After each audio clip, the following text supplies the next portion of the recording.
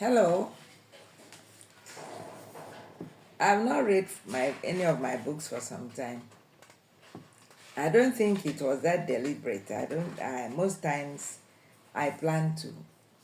I don't have the time, but I feel it's necessary to do it. This time around, I want to touch this volume for parenting, this parenting series called Parents Companion. I have four of them. This one is Nurturing Volume 1, is Nurturing infants and young children. You can see the small hand being held by the big hand. So this book has different sections divided into introduction, the basics of upbringing is what I'll read today. After that, we talk about the involvement, how we should be involved with children of this age. Then development of the mind of the children of this age, because we need to develop their mind. Then I think I've read Why Children Lie before. It's still in this book. Then the four cardinal virtues, and so on and so forth. When we read the basics, what are necessary from this book, we'll then move to the second one, which is discovering the adolescent. People think that upbringing of the adolescent is very stressful, it's very difficult. That's why in all my books I talk about the brain of the young child. The brain of the adolescent needs to be understood for you to be able to bring him or her up well. Then the third is the young adult, which most of us think we don't have any responsibility again once they are young adults. But we forget that this is the age of confusion, and this is the age that we need to test what we taught all those years, because they'll soon break out and be on their own. So how do you know that the background you gave them and all your teachings will make them to be accomplished human beings in their homes, in their workplaces? So you still need to coach your young adults. The little time is still with you, or when you see him or her once in a while. Then volume 4, From Ring to Empty Nest. Most people thought this should be the first volume. No, because from ring to empty nest, you pass through different phases of upbringing, and you need to continue to improve on your parenting as your responsibility also increases. From marrying without children, marrying with children, with parents, then later aged parents that you take care of and also take care of your children and others. So I want to start today by reading the basics of upbringing of the young children, the infants and young children. I want to start from page 10. It talks about the gifts of parents and the gifts of children. The first gift of children is what we call unqualified love. And if we read it, it says, love is the innocent. This is the innocent love children give to parents. These are shown in sweet smiles, admiration, affection, loyalty, and the intense desire to please. Most healthy babies will just smile without any known reason. When their parents return home, they run to welcome them. Daddy, oh yo. Mommy, oh yo. Their lives are centered on their parents, and they are always happy to have them around them. Some outrightly refuse to follow those they do not know. Some of these children can grow to despise the parents. Why do you think they grew to despise the parents? And I was so shocked that I want to share a small story. When my son was 9, I think he was in JS1. So one day I just asked him one question. I say, are you happy that we are your parents? He said, Mommy, yes. I love you. I love Daddy. I said, why? Do you think we have a lot of, we are rich? He said, Mommy, you may not be rich, but I just love you. I said, what if they tell you now, there's a magician that wants to make you change to the son of a governor or head of state or one senator that is so rich? He said, Mommy, I will not want. I love you as my mother, and I wouldn't want any other mother than you. That's what we call the unqualified love. So what do we do to keep that unqualified love? We need to give them unconditional love. That is our rule. And how do we give this unconditional love? We need to give them, because after some time, those children will compare you with their friends. They may be children, but they think, they reason, and they can make decisions later in life. Be reminded that after some time, parents need to work and get qualified love from their children. Children are human, they reason. Everyone loves to be rewarded for good. After showing that innocent and unqualified love for some time, they can ask themselves whether the parents deserve it or not. So parents are also expected to work for the love and be qualified for it. So the next love now that you get, depending on your unconditional love you give, is called what? Qualified love. Are you qualified for the love? Because they will measure your time with them, your commitment to them, with those of their friends. They believe they belong to the same financial status or class. That is how children are. So the next type of love they will give us is called absolute trust. Children see their parents as strong, powerful, wise, and dependable adults. With parents' presence, they are proud to try new tasks. Apart from parents providing the platform for children to lean on them, they should also try to be available for them. They should be guided through different tasks. The children should be corrected with love until they master the task. When they succeed with the backing of their parents, they will grow to develop confidence of carrying out responsibilities on their own with confidence without fear of failure. Absence of parents will cause insecurity, fear, and low self-confidence stroke esteem. So what do you need to give them to get the absolute trust? To be present for them, to appreciate what they do, because this will give them self-esteem. They can not only do things when you are there, appreciate them, make them to be able to practice those tasks when you are not there. Give them that confidence and esteem whether you are there or not. And how do you develop that? By appreciating what they do, praising them, giving them the reward. When they do a particular thing, give them reward. I notice in our society that we do not appreciate our children. No matter how beautiful your child is, you say, no, I don't want her to be proud. You do not tell your daughter or son, oh, you look good. You did well in school. I am proud of you. Oh, I'm happy I had you as a son. I'm happy you are my daughter. What would I have done without you? Because we don't want them to be proud of who they are.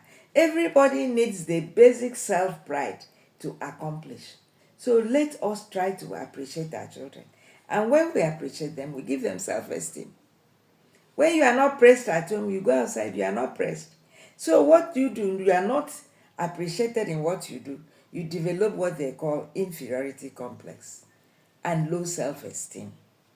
So our children give us number 3, thrill of discovery. They are very happy when they discover something, and they feel very fulfilled when parents join with their children in the excitement of discovering new things about them and their environment. When children succeed in their different tasks, parents should show excitement. This also provides confidence in the child. And that gives children value also of what they do. So the next one, heights of emotion. We should give them joy. When they are happy about what they do, we should join in their joy. Heights of emotion are experienced through the gift of children. Depending on how children are developed, they provide joy, love, pride, and excitement to parents. Parents must express physical love to their children. That's what I just talked about. Through smiles, little gifts, and verbally telling them how much they love them.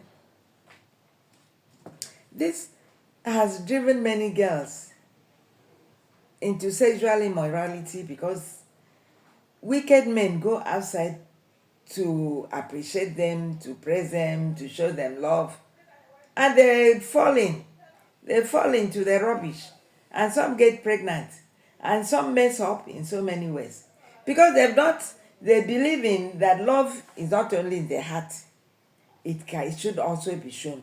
So show love to your children. Then we have children giving us confidence, and when you have confidence in your children, you are happy with them, you give them good health, and they respect you too when you make them happy, when you give them security. When they feel secured with you, they respect you because they are happy with your presence. And also they believe in you, and they are happy to practice tasks, skills, and show abilities. So some people hide their pride of their children. You're always talking about your children. I say, yes, I appreciate them. That's my own. Yes, I appreciate others, but I appreciate my own first. Even the Bible says you should do unto others as you do unto yourself, isn't it? Not whatever you do, treat others, treat yourself first before others. So you don't have any reason to be going to appreciate other children, going to give gifts outside, giving scholarship there. It's very good to do it. But also give your children the small gifts they require. For instance, I used to have what we call a literacy day. And my children have bookshelves in their room which they read, they gather books. On literacy days, we go out to a safe house gate or even in the house. They provide what they have acquired as knowledge. They bring the books they have read. If they had only smartphone, you can encourage them by giving them tablets or better IT implements. That will encourage them to gather more information and not use their time and the privilege of having those implements like a laptop, let's say computer items, using them to go to porn sites and doing things they should not do.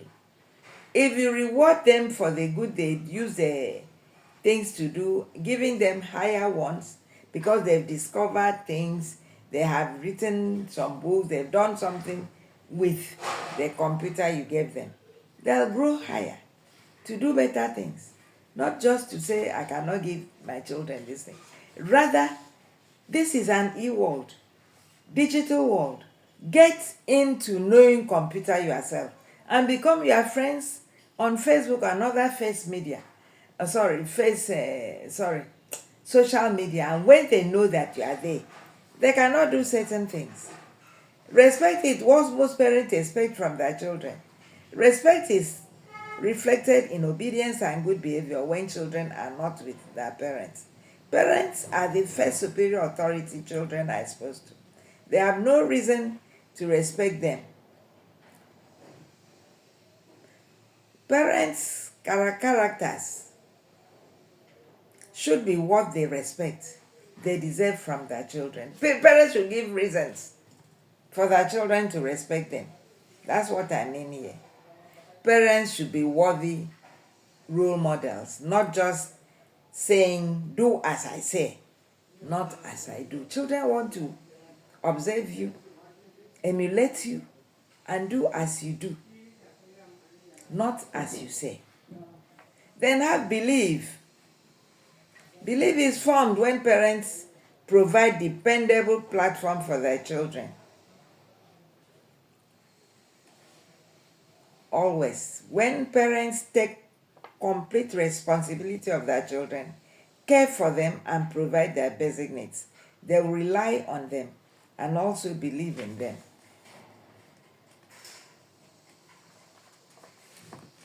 I said, what do we give them? Unconditional love, which exists between parents and children.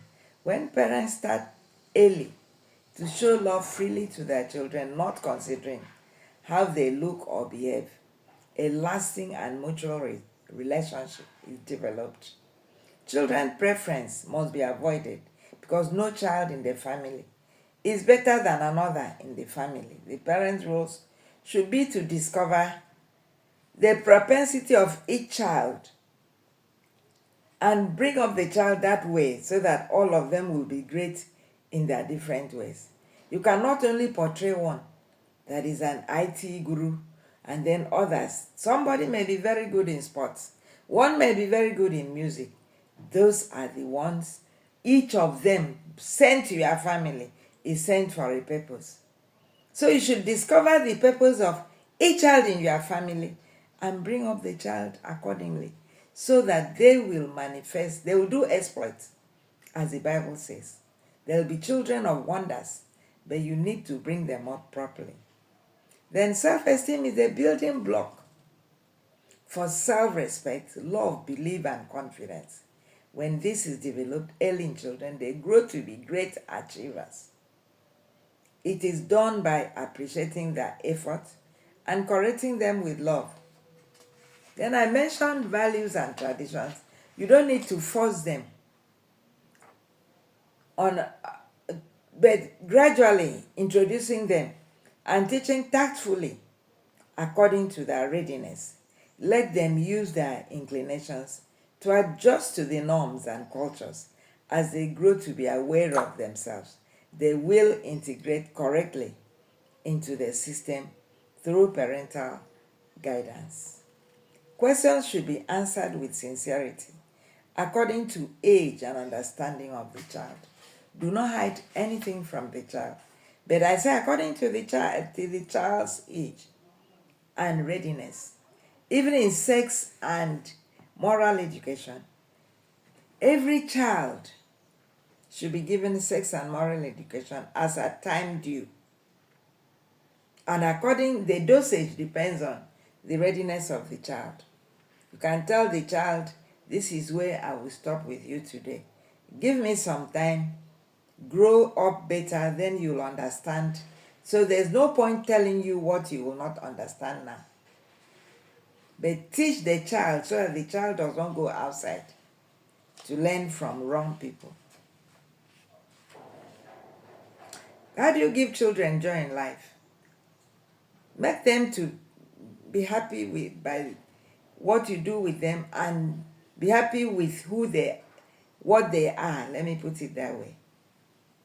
It helps them to live meaningful life and have reason to love the activities they are introduced to. Parents should be cheerful, particularly when these beautiful beings are with them. They should be encouraged to smile always by introducing them to good and beautiful things of life. They should be taught how to manage crises with leisure and composure. Tantrums should be tackled appropriately. Then good health of infants and young children is formed from preconception. Decisions on lifestyles of parents determine the health of the unborn child. Immunity and health habits foundation is the responsibility of parents. From the birth of children, parents should provide them with nutritious food items. You know you are going to give birth to a child, you have to do the proper tests, all the tests that you need to. Physical, medical, emotional. Put yourself right before you think of pregnancy. That is what we call preconception care. Before you get pregnant, 6 months to the time of your pregnancy, you need to see your gynecologist, you need to see your physician, you need to see all the people you need to see to prepare yourself to give birth to what or to who? A child that is whole, a healthy child. One of my books, Parenting Bedrock, I wrote behind that is bringing up, because that book talks about holistic upbringing of a child from preconception to all the foundation laid to have a holistic child. So we all know that it's very difficult to bring up a normal child. Then what if we have deformities or abnormalities? It gets more traumatizing. The parents will not be happy. I don't want to mention those cases. We all know the mistakes we made by letting ourselves go to bring up children that become crises in health for, because I see them as, most of us did not know anyway. You don't get pregnant without ensuring that your health will produce a healthy child. Because the child is not suffering alone, you will not be a happy parent. Then ensure that you don't wait for a child to grow up before you start teaching them healthy habits. You need to start it from cradle, from what the child will eat, even from exclusive breastfeeding, which is the best. You should ensure that you breastfeed your children, and grandparents should ensure that they help their daughters to breastfeed their children and their sons' wives. When they go to visit them, they are not there to mix milk and put in feeding bottle. They need to cook nutritious food for those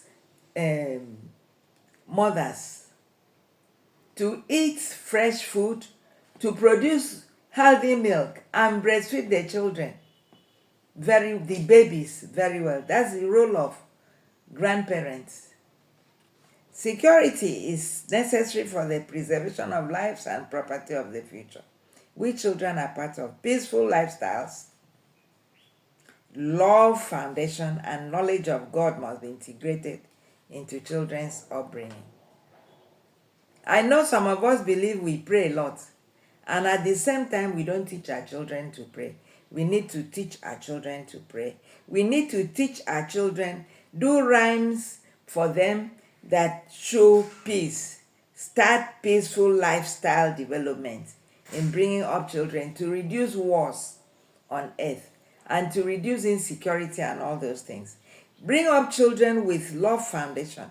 Show them how to love. Start by showing them love and show them how to be loving to their siblings, to their friends, and others in general. Crisis management skills are also integral part of upbringing. Small crisis in the house, you'll flare up, you'll be so angry. You need to learn how to manage your anger and teach your children same. Do not encourage them to be fighters. Why didn't you fight? You came back because somebody beat you. You have to beat the person back. Please, let us learn to bring up these beautiful beings as peaceful beings. Then skills and abilities are developed in innate abilities of children. I said before, discover your children. From toys, even the way your child looks at you while breastfeeding that baby, the way the child bumps on the breast. I had a child that he took breast for only 3 months and stopped. He will bump the breast, and later we started giving him solid food. 2 people were feeding him under the age of 6 months with swallow. This one will put, this one will put, this one will put. And he grew up to be a very dynamic business person who has a lot of strength to move around. And even the way the baby looks at you while breastfeeding, you can understand the propensity of that child. When the child grows up early, the way the child crawls will show you that this child is a lion. This child is a weakling. The way the child, everything, the toys you give them will help you to identify who they are and what careers they should have. Don't wait for them to grow up and go to school to be taught things that they should know before. Yes, school start from where you stopped and help you to develop the child, and you go back to them to find out how they can help you with what you know. So skills are developed on innate abilities of children. If you don't find them out, you will not know. Parents should help children to discover themselves and be linked to the right line of their strengths. When children discover themselves and work according to their inclination, they are accomplished in their field of endeavor. Thank you. That's all I have for today. We'll come back again some other time. I hope you enjoyed what I shared with you. If you did, please comment, share, and like. Thank you.